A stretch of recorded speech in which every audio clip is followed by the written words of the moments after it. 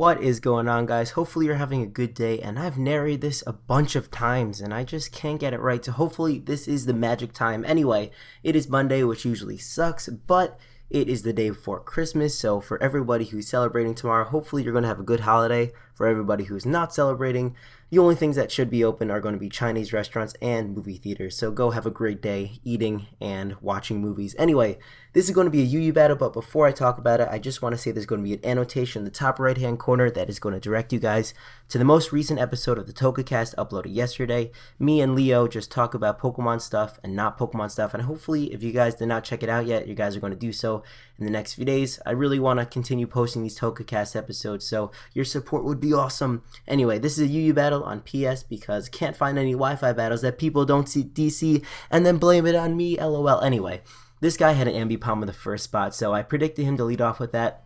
And the way that I combat Ambipoms is that I lead off with my Gligar first turn. I'm going to scout and see if he has the trick, because usually they don't go for the fake out, wouldn't do anything to my Gligar because Eviolite, and then he goes for the switcheroo and gives me the Flame Orb. Now this is good and bad because I gave him the Choice Scarf, which means he's going to outspeed me and go for the U-turn. He's going to get a crit and he's going to get some massive damage, but because he's able to U-turn first, I'm able to U-turn second, get the switch priority, and because I have Regenerator, I kind of don't lose too much HP. Anyway, he brought in the Xatu on the turn that I didn't go. Well, I obviously am not going to go for the Entry Hazard, so I wanted to see what he's going to do.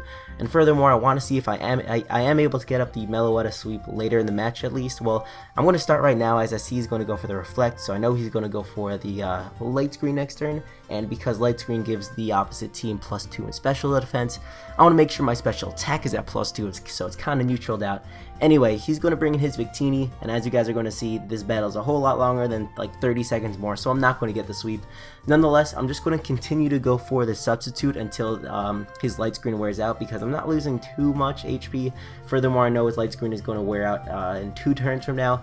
And I want to see what kind of Victini this is, and I see that he's going to continuously go for the Blue Flare. He's not going to switch up, go for the U-turn, which could probably break my sub because I'm part Psychic type, which kind of tells me that this Victini is going to be choice in some way. It's going to be either Bandit or Scarf. Still not sure which one he is.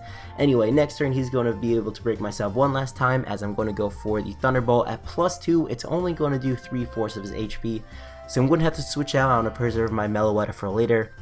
And I thought my Rhyperior would be able to take this so much better, but as you're going to see, it's just about going to be a 2 KO, which indicates that he is definitely the Bandit variant.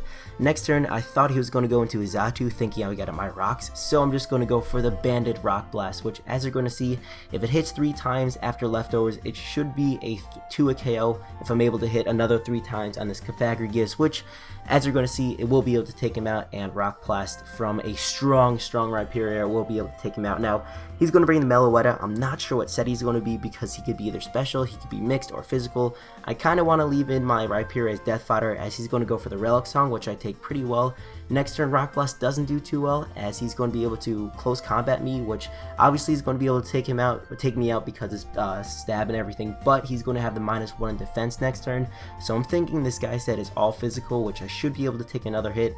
I'm going to go for the Earthquake, because I thought because he's at -1 defense, it should be able to take him out. Instead, obviously it's a Gligar, which it obviously would not take him out, but I realized I will be able to survive another one of his attacks. I really didn't think he was going to bring the Xatu, so I went for the Stealth Rocks, and that wasn't a good play, as you obviously are going to see. So next turn, I'm going to bring my Meloetta, and I should have seen this coming. I knew he was going to Wish Pass, I can't say those 2 words together, to his Victini, but instead of going for the attacking move and probably taking him out, I'm just going to go for the Substitute, which is not a good idea. But I see that 2 times in a row he's going to bring in his Victini to counter my Meloetta, so I have to keep this in my head that he's definitely going to be using his Victini a lot, and I really want to get at my Stealth Rocks because he's able to freely switch into any one of his Pokemon right now, as he's going to go into his Ambipom. Now I want to see what move he's going to lock himself into, so I'm going to go into my Kajundo basically as Death Water. He's going to go for the Fake Out. I'm not sure if he remembered that he was locked into a move because he has the Choice Scarf, so this basically gives me a free opportunity to go for the U-turn, and I'm going to U-turn into my Meloetta. Now I know this looks repetitive, but I have a plan going right here. I know exactly what I want to do. Of course, I'm going to unfold it later in the battle. Anyway, I'm going to go for one more substitute and see that confirm that he's going to bring in his Victini. Now, next turn, I am going to just go for the Thunderbolt because I know he's going to U-turn out, and I know the Thunderbolt is going to do decent damage to every single one of his Pokemon. He's going to make the good play. He's going to Death Fodder his Ambipom at this point, so he's able to bring in his Victini next turn and obviously either threaten me out or kill me off with really whatever move he wants to go for. Of course, this Victini is really going to be annoying me really soon. I'm going to go into my Mienshao as a Death Fodder because he's really not going to be of any use, especially with the -2 in attack. He's not going to take me out. In return, he's going to bring in his Frostlass. Now, next turn, I'm going to predict him to go for the Spikes, thinking I was going to switch out. So I'm going to leave myself in and go for the Stone Edge. Pretty much Death Foddering my Kajunda right here, but he is good. I'm going to miss. I'm going to miss. That's what happens. He's going to go for a second layer of Spikes.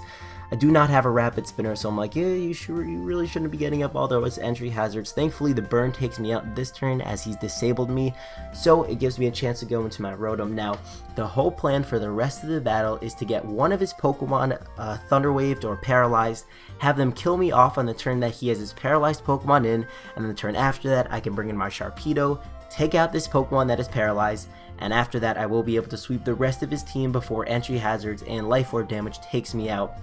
That is my plan of action, so I'm trying to build everything off of that. He's going to bring in his Victini on the turn that I bring in my Gligar right here. So next turn, I'm just going to go for a Taunt because I really thought he was going to bring in his Xatu, and unfortunately, I'm like, oh, you have the Magic Bounce, and it bounces back to Taunt, so again, I have nothing to do to the Xatu with my Gligar, so I'm going to have to switch out. I'm going to go into my Rotom right here, as he's going to go for the Light Screen, meaning my Volt Switch is not going to be able to take him out. Unfortunately, it would have just been able to if he didn't get that Light Screen up. And I'm going to go into my Meloetta as Death Fodder, but I'm going to live with 1%, which I really did not want because he's able to go for the Wish, and he's able to either pass it on to something else or predict me to maybe, you know, switch out myself. Anyway, I'm going to go for the Thunderbolt, and still this Light Screen is making me mad because he's able to survive that hit. Now, I'm going to tell you guys right now that I believe this Frostlass is like Choice Scarfed or something because he never switches moves before he switches out his Frostlass. Anyway, I thought he was going to attack me and I thought I would just be able to get up another Thunder Wave right here. Unfortunately, he's going to go into his Meloetta, which is the one Pokemon that is already statused. So at this point, I believe his Light Screen is going to end off this turn, which means I will be able to take him out with a Volt Switch. I am going to go for that as he's finally going to Death Fodder his Xatu, which could give me a chance to get up my very late game entry hazards, being my Stealth Rocks with my Gligar, but I didn't think that was a very viable option because I really don't need it anymore for the plan of action that I'm planning to do. Anyway, he's going to go for the Spikes. I am just going to go for the Earthquake, which I thought would do more. Anyway, afterwards, he's going to go for the Spikes again after he has 3 layers up, which kind of confirms in my head that he's definitely he's choiced into something. Anyway, he's going to bring in his Victini. I wish he brought in his Meloetta because, again, my whole plan is to get a Pokemon on his side of the field that's paralyzed as I bring in a Pokemon, or rather, I bring in my Sharpedo to finish him off. That's not going to be the case because actually he will not be able to take me out with whatever move he went. I think he just went for the V-Crate, which means I'll finish him off with the Earthquake, and then after that, he's actually going to his Quick Law is going to activate. Who has Quick Law anyway? Is that even legal? I don't know. Anyway, this allows me to bring in my Rotom, and I will be able to finish his Meloetta off, and that's going to be game. It's going to be a 2-0 in my favor. I didn't bring in my Sharpedo once, and that was my whole plan of action to get the Sharpedo sweep late in the game. Unfortunately, that's not how it's going to turn out, and that's going to be the game with my Rotom finishing off his Meloetta. Hopefully you guys enjoyed that battle. If you did, please leave a thumbs up and do what you got to do. Again, I really appreciate all the support you give to me and all that good stuff. So thanks guys for watching, rate, comment, subscribe, and as always, take care.